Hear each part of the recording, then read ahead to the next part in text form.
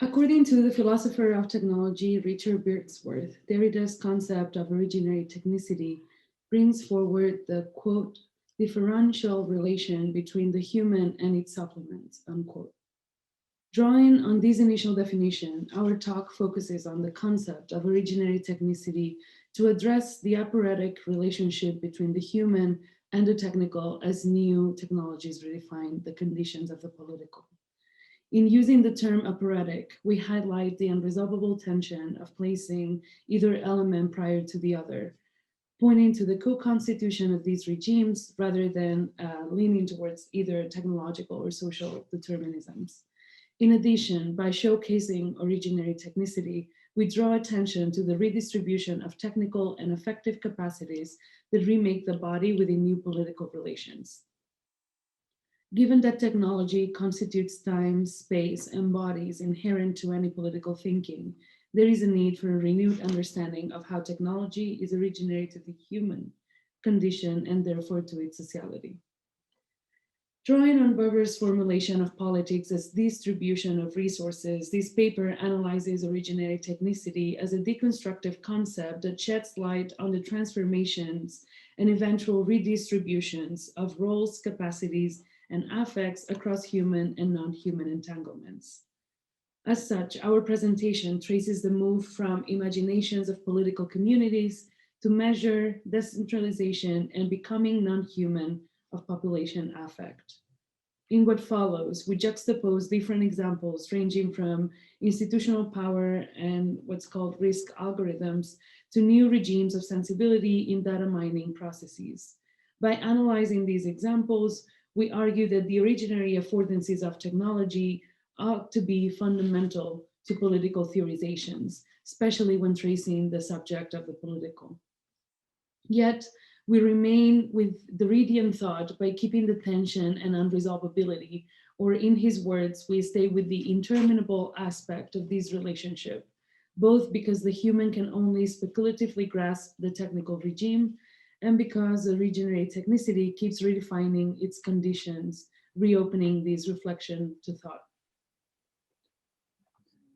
Let us sketch out the political stakes of ordinary technicity in broad strokes and at different scales.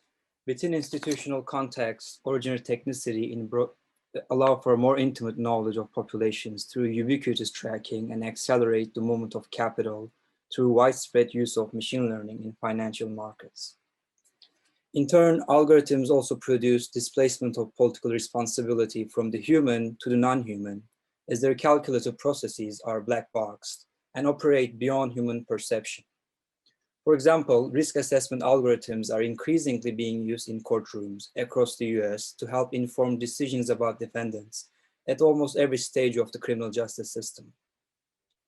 The algorithm calculates the defendant's likeliness to reoffend in order to assign bond amounts and make probation or sentencing decisions. A study of risk scores in Florida carried out by ProPublica in 2016 showed that a risk assessment algorithm created by for-profit company Northpoint was biased against Black defendants, who were wrongly labeled as likely to commit another crime at almost twice the rate as white defendants. While Northpoint claims that race or ethnicity are not factors into account in the algorithm, although according to the ProPublica, other questions with racial implicit biases are, and while it has also been argued that despite the algorithm's inscribed racism, it is still more accurate than the judge's biases, the ubiquity of these algorithmic systems of calculation in courtrooms raise concern beyond their objectivity. We should question whether using these systems divests attention from human responsibility while perpetuating racial disparity in the legal system. Like the use of medical, legal, and humanist discourses to normalize and naturalize the exercise of power, the delegation to computational capacities in this example can be a way to conceal the politics involved in decisions over bodies. On the other hand, at the individual level, digital technologies today can offer an expansion of the limits of experience by extending scales of sensation while breaking apart perceptual schemas. Therefore, rather than perception, which belongs to the cognitive realm, sensation emerges as a more pressing field to think political subjectivity. Reflecting on media artist Bill Violo's work Anima, new media theorist Mark Hansen argues that in this digital environment, subjectivity goes through a technical expansion of sensibility. At first glance, the work displays three seemingly still portraits on three screens, which are in fact digitally stretched videos that capture shifts in the facial expressions of these three figures.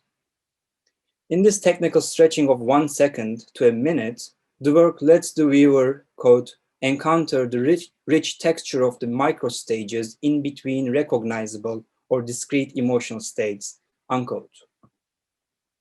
Hansen conceptualizes this technical expansion as a fuller or more intense experience of subjectivity.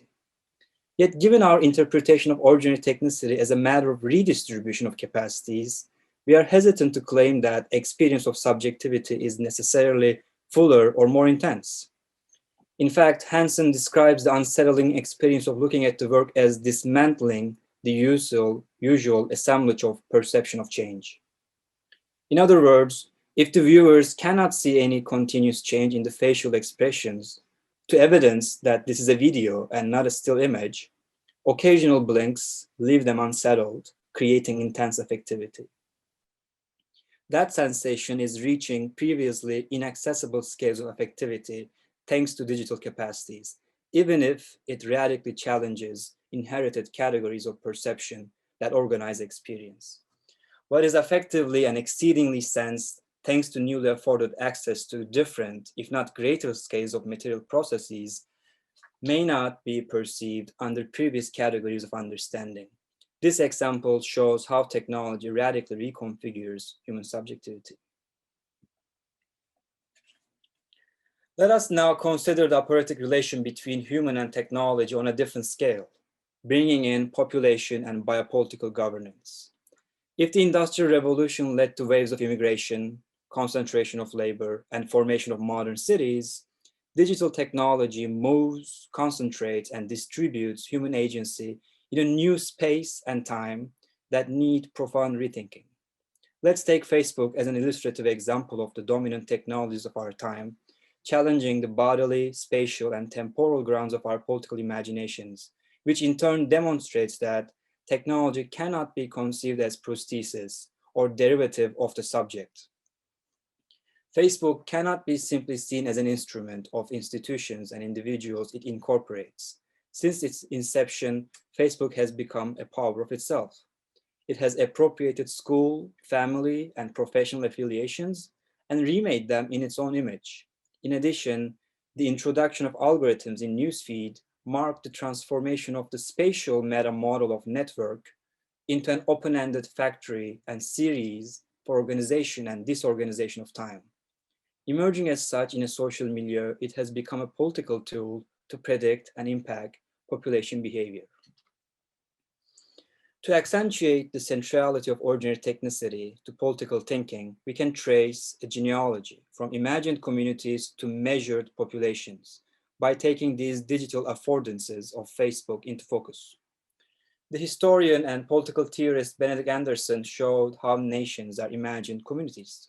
They're imagined because although the members of a nation never actually meet most of the other members, they possess the image of the community in their minds. The imagination at the root of national identity is built and sustained over vast geographies through concrete practices and materialities such as cartographic representation, census, national museums, daily circulation of printed newspapers, and books. With this perspective, Anderson rejects the idea that nationality naturally exists with birth and that the history of nations extends to ancient times. He demonstrates that nations and nationalism are very modern phenomena, which are only made possible with modern media. So, after Anderson, how can we think of subjectivity in relation to the media of our day? Is it still a matter of formation and internalization of group identity through ideology, as classical social theory would have it?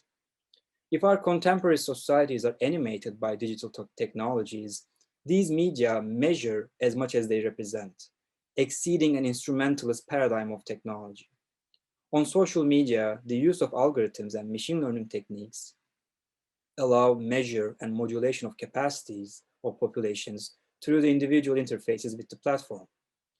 No doubt, Facebook is neither a newspaper nor a museum, but its newsfeed acts as an interface that provides a composed series of items that have some kind of information quality. Yet if there's an editorial team behind newsfeed, they are completely metamorphosed, since it is not an institutional and centralized group of people which process, reflect on, and narrativize this information, but rather it is the decentralized algorithms and population of users themselves that reformat and circulate the information. Newsfeed is not printed locally or nationally once a day, nor it can be found in the corner store. For a population of billions, it is produced and reproduced every time users open the application on their personal devices. In that way, if the distance to public has shrunk, at the same time, its speed is given to the creative digital capacities. Facebook's newsfeed is not a map, yet it draws on location information of its users to tell them about events nearby. If Facebook is not a museum, it nevertheless produces, preserves, and commodifies one of the largest and most intensely processed archives of collective human experience as data. Therefore, as one of its most recent examples, Facebook makes clear that we need to approach technicity as originary and not posterior to or derivative of subjectivity, which exists independently of historically specific technology that mediates its capacities. The call to overcome the understanding of technology as prosthetic or derivative to the human of the human is of course not new. From Heidegger to Haraway, there have been efforts to theorize technological specificity which were shaped by the existing technologies of their time. However, the materiality of 21st century media, such as ubiquitous monitoring and gathering of data, have pushed critical theory to rethink ontological questions about non-human agencies and its political affordances. By rethinking Alfred North Whitehead's process philosophy, Mark Hansen, whom we've discussed in relation to Viola's piece, expands on the problematic of originary technicity to bring attention to its current iteration. For Hansen, 21st century media have revealed their expanded access to experiential processes beyond human cognition. Aiming at a post-phenomenology of material and bodily sensibility without necessarily including consciousness, Hansen suggests that 21st century media technologies of data mining and analytics have inherent causal and agentic properties on human experiential and sensory processes. This shift points to a distinct domain of experience, which he defines as worldly sensibility.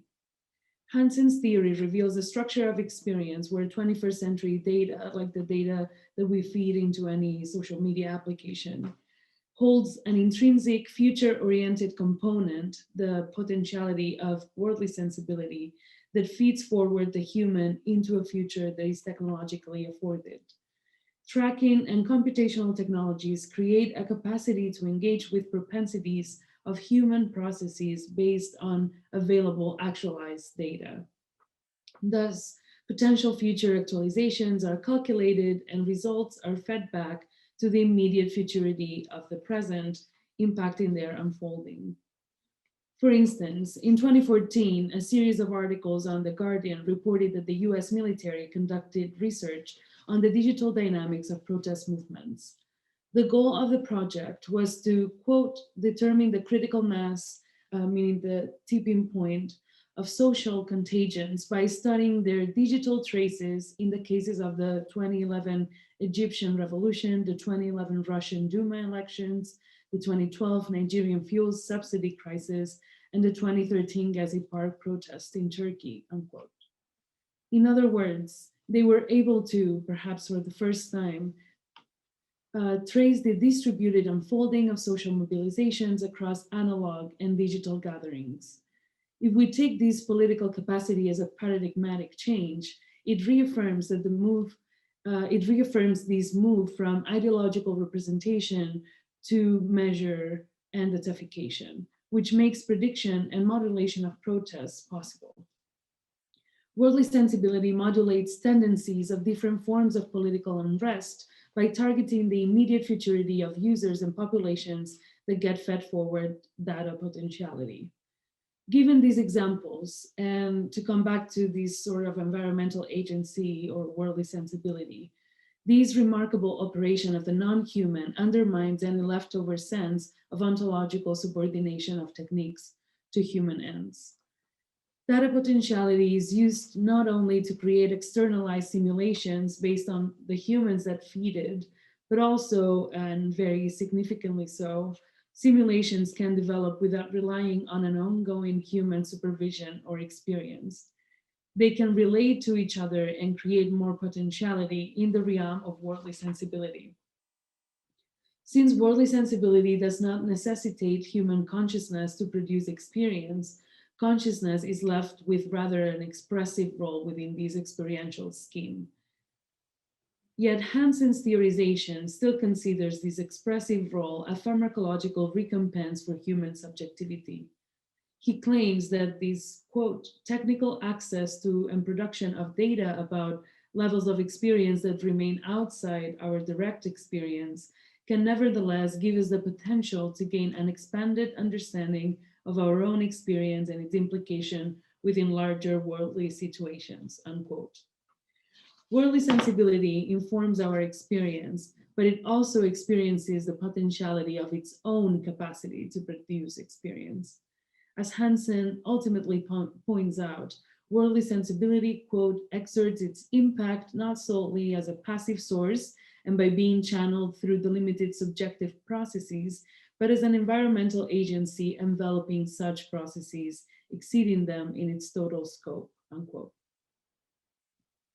In this sense, we can conceptualize algorithmic processes as pointing to a new political subjectivity whose temporality develops ahead of its consciousness. This political subjectivity is affected by the potentiality of database worldly sensibility, which because of this pharmacological recompense will be brought into the future.